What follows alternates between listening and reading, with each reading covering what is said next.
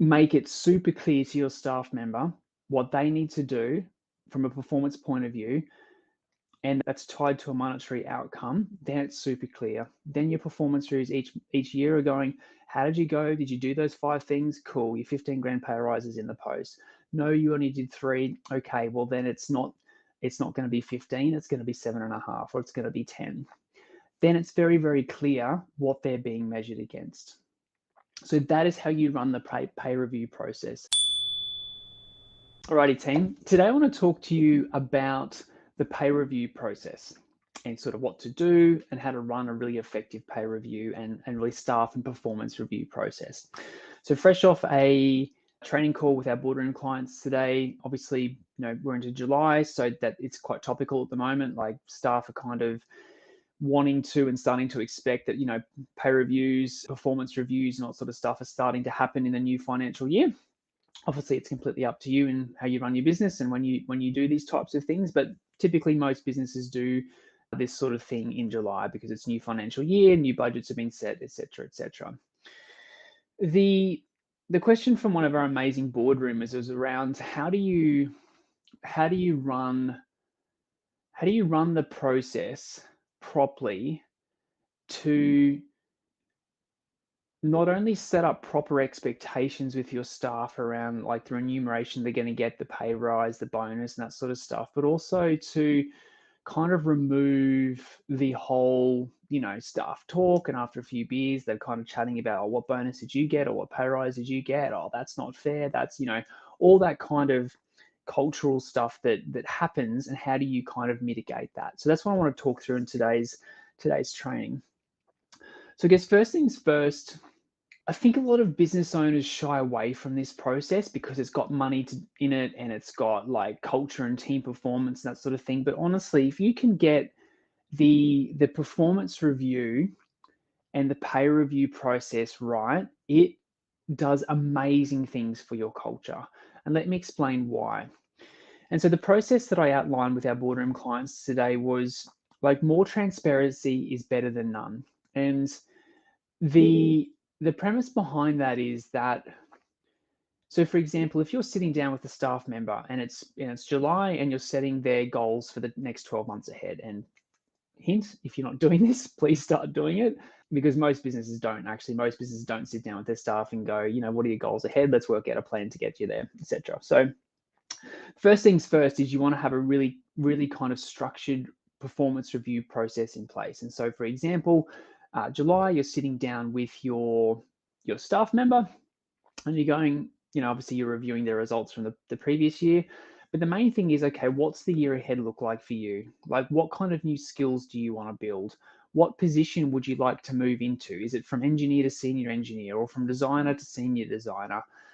And really working through a robust roadmap with your staff member in terms of, that's great. Okay, so you want to learn these skills, and how are you going to go about doing that? And what does that training look like? And who do you need to talk to on the team to get those skills? And like really building with them a robust 12-month plan for their career progression.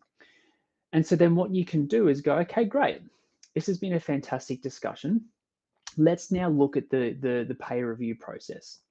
And so we've just gone through a whole bunch of stuff. And you've said that in 12 months' time, you want to have achieved these 5 things. So maybe it's, you've built your skill set in this area. You've achieved, like maybe someone's going for their RPEQ or getting their CPNs, or maybe someone's going to take on some project management or working with clients. It doesn't matter, but it's the staff member has to be involved in that process. They have to be engaged in the process, and it has to mean something to them in terms of, yeah, great, like I'm excited. These are the skills that I really want to build in the next 12 months. And so you can sit with them and go, awesome. All right. So there's kind of like 5 things here that you really want to achieve in the next 12 months. And they're like, yep, these are the 5 things that I really want to achieve in the next 12 months. And okay, here's our game plan. So you've worked out a bit of a game plan in terms of like the action that you're going to take and the things that you're going to do. And remember, you as the business owner, it is not your responsibility to run your staff's career progression. It is up to them. It is about, you're the facilitator, you're the business owner, you're paying their salary, and they're Obviously, you want them to progress their career, because the more valuable, or the more skills they learn, the more valuable they become to you and your team and your business. But it's up to them. They have to have that want and that desire and that drive to go, yeah, they're the 5 things that I want to achieve. This is my game plan. I've broken it down into quarters. These are the things that I'm going to do to get there. They have to own it. You can't keep pushing it. They have to be proactive and push that themselves. So then you can go, that's awesome. I love that.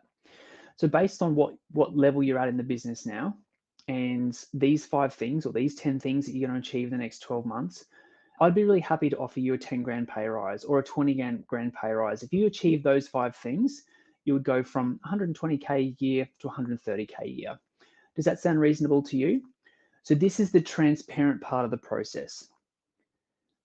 See, a lot of people, they get to the pay review process or the pay review time, and they're like, I don't know how I got a 5 grand pay rise, and why did I get 5 grand and Brad over there got 15 and he's rubbish at his job? Like, this is the transparent piece that most business owners get wrong, which is tie the stuff that they're excited to a monetary outcome. So, okay, if you do those 5 things, I'm very happy to contribute an extra 15 grand in pay rise. Does that sound okay? And at that point, you can negotiate. Oh no, I think that's worth 30. Well, let's have a chat about that. If you get those 5 things, 30, I can't make the business work on that, because I still can't charge you out at more because you haven't got to that next level. So it's at that point that you can have those discussions and help them see that, okay, 10 or 15 or whatever you come up with is fair and reasonable for those extra skill sets and the extra skills and ability that they bring to your business. So you're like, okay, cool, an extra 15. So then it is very, very clear. Your staff member leaves that performance review going, I know that if I do these 5 things or these 10 things and tick them off my list, that I am guaranteed an X percentage pay rise. And so then it is very, very transparent. They know what they need to do. You know what you need to do. It's a very, very transparent process. And so I find the more that you can talk to your staff about that and get them involved and get them engaged in the process, the more it's very, like when it comes to performance reviews, it's just basically, how did you go? Side note, do not catch up with your staff once a year. That is awful. So you should be booking in at least 6 monthly reviews on how they're going. Quarterly is better. And then I encourage all of my clients to do what's called six weekly, just one-to-one catch-ups. A walk and talk, let's grab a coffee, let's walk around the block for 20 minutes or 30 minutes, catch up, see how you're going. So 6 weekly kind of walk and talks with a coffee. Quarterly catch-ups is best. 6 monthlies, okay, because that way that you're fostering them to kind of continue their learning and development. Once a year is just woeful. You shouldn't be catching up with your staff once a year. And that's why we talk about rungs in the business. As your business grows, you want to empower people in team leadership roles to be then running the performance reviews with the staff. You shouldn't be running the performance reviews with 40 of your staff. You should be running 40 performance reviews with the 5 or 6 team leaders that you have, and then those team leaders are responsible for the performance reviews. And yes, those team leaders, as your business grows, should be responsible for sitting down with your staff and going, if you can achieve X, Y, and Z, then yes, you're going to get this pay rise. Obviously, they have to talk to you before they go into those meetings and that sort of stuff. But that's a different discussion. So if you can really make it super clear to your staff member what they need to do from a performance point of view, and that's tied to a monetary outcome, then it's super clear. Then your performance reviews each year are going, how did you go? Did you do those 5 things? Cool. Your 15 grand pay rise is in the post. No, you only did 3. Okay, well then it's not going to be 15. It's going to be 7.5, or it's going to be 10. Then it's very, very clear what they're being measured against. So that is how you run the pay review process. More transparency is better than less. And make sure that your staff are super clear on what they need to do to get the pay rise that they want. And that way it's completely onto them. Well, you didn't do those 5 things, so I'm sorry, I can't give you that pay rise. So then it's onto them. Make them accountable, but you have to set up the container and the space for them to be accountable within. So team, I hope this helped. If you want to keep doing this journey on your own, we have heaps of free resources for you to keep building your business on your own. But if you'd like some help, building a business, surrounding yourself with an amazing community of like-minded business owners, love to invite you to join our boardroom coaching program. So if that's you, you'd like some help growing your business, just comment the word boardroom below or send me a message or an email with the word boardroom. And let's have a chat about how I can help you build your business faster. Have an awesome day.